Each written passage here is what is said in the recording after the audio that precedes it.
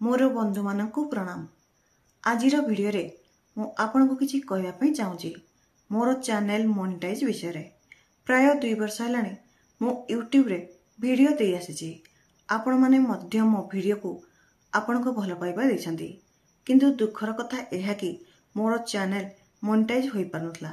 एहार कारण कोन थिला मु जानि पारनथली, सेति पई बारंबार अप्लाई करिया परे मध्य मोनेटाइज होई पारनथला। मोर चैनल रे कौन असुविधा थिला मते जना पड़ुनथला। बहुत बड़ बड़ यूट्यूब टेक चैनल को मु हेल्प मागिथिली, किंतु कहीं रिप्लाई करनथले कि मते सहाय्य करनथले।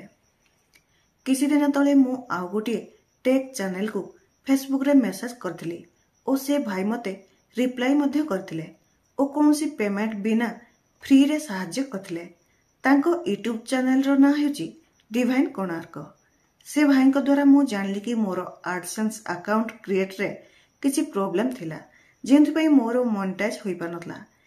से मो चैनल रो मोनेटाइज पई सब सेटिंग फ्री रे कंप्लीट करथिले।